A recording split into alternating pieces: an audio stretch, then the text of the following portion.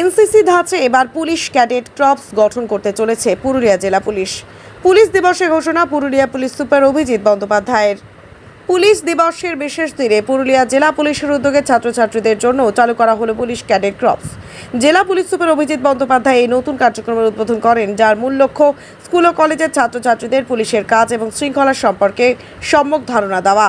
এই উদ্যোগটি মূলত ভারতীয় সেনাবাহিনীর ন্যাশনাল ক্যাডেট কর্পস এর অনুকরণে গড়ে তোলা হবে, যেখানে ছাত্রছাত্রীরা সেনাবাহিনীর শৃঙ্খলা ও কৌশলগত শিক্ষা লাভ করে। পুলিশ ক্যাডেট কর্পসের মাধ্যমে ছাত্রছাত্রীরা ট্রাফিক নিয়ন্ত্রণ এবং আইন শৃঙ্খলা বজায় রাখার পদ্ধতি সম্পর্কে বাস্তব অভিজ্ঞতা অর্জন করতে পারবে।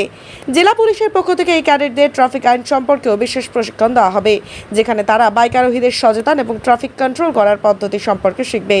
অনুষ্ঠানের মাধ্যমে জেলার বিভিন্ন জনবহুল এলাকা এবং মোড়ে সাধারণ মানুষকে সচেতন করার কাজ করা হয়েছে। পুলিশ সুপার অভিজিৎ বন্দ্যোপাধ্যায় জানান, বর্তমান সময়ে পুলিশের ভূমিকা নিয়ে সমাজে নানা প্রশ্ন উঠলেও এরূপ উদ্যোগের মাধ্যমে আগামী প্রজন্মের কাছে পুলিশের গুরুত্ব এবং দায়িত্ব সম্পর্কে সঠিক বার্তা পৌঁছে দেওয়া সম্ভব হবে। তিনি আরও বলেন, সমাজে পুলিশের গুরুত্ব কতখানি তা ভবিষ্যৎ প্রজন্মের কাছে তুলে ধরার জন্য এরূপ পদক্ষেপ অত্যন্ত জরুরি ছিল।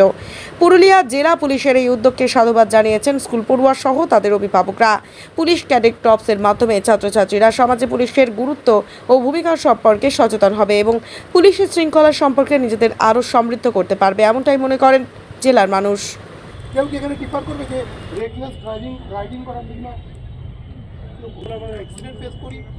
এবং আমি আরেকটা কথা বলি যে প্রত্যেক বছর আমরা রাস্তাতে যে জীবনগুলো ছিল, আজকে কিন্তু 1.5 লক্ষ মানুষ মারা যায়। জেলা পুলিশ একটা নতুন উদ্যোগ নিয়েছে, অর্থাৎ স্টুডেন্টদেরকে ট্রাফিক পুলিশ ক্যাডেট করার পরিকল্পনা নিয়েছে। এই বিষয়ে যদি বলেন। না, এই পুলিশিংয়ের বিভিন্ন কাজ সম্বন্ধে তাদেরকে অ্যাওয়ার করা, এবং আপনারা জানেন পুলিশ বিভাগের প্রথম জিনিস হচ্ছে শৃঙ্খলা।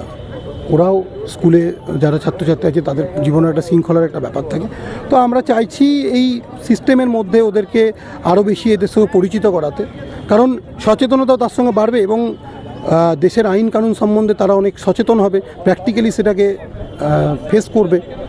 আমি আবার বলছি, কাউকে শুধু থিওরিটিক্যালি অ্যাওয়ারনেস প্রোগ্রাম করানোর থেকে সে যখন এটার মধ্যে ইনভলভ হবে, আমার মনে হয় অ্যাওয়ারনেসটা অনেক বেশি তার মনে গেঁথে যাবে। তো দ্যাটস ওয়াই আমরা এই ইনিশিয়েটিভটা নিই। এই যে পুলিশ ক্যাডেট তৈরি করছেন, এটা তো জেলার তো প্রথম এবং রাজ্য আমরা ইনিশিয়েটিভটা আজকে নিয়েছি, আমরা এক্সপেরিমেন্ট আজকে চালাচ্ছি। আমরা এরপর এটা চেষ্টা করব, যদি আজকের ইয়ে থেকে আউটকামস থেকে আমরা এক্সপিরিয়েন্স যেটা করবো, যেটা শিক্ষা নিয়ে আমরা এটা চেষ্টা করবো আরও বেশি হারে এটা করতে। আমরা আমাদের সপ্তাহে একটা দিন অন্তত এদের সাথে আমরা কমিউনিকেট করার চেষ্টা করবো। অর্থাৎ পুলিশ ক্যাডেট অর্থাৎ এনসিসি ধাঁচে পুলিশ ক্যাডেট স্টুডেন্টদের নিয়ে পুলিশিংয়ের যে বিভিন্ন অ্যাসপেক্টগুলো আছে সেগুলো নিয়ে আমরা ওদেরকে অ্যাওয়ার করাবো, কারণ দে শুড নো দেশের আইন সম্বন্ধে, তাদের দেশের যে সিস্টেমগুলো আছে। পুলিশিং একটা visible part of the society, এখানে একটা অনেক বেশি ভিজিবল ব্যাপারটা থাকে। তারাও বুঝতে পারবে যে কী কী চ্যালেঞ্জেস আমরা রেগুলার ফেস করি।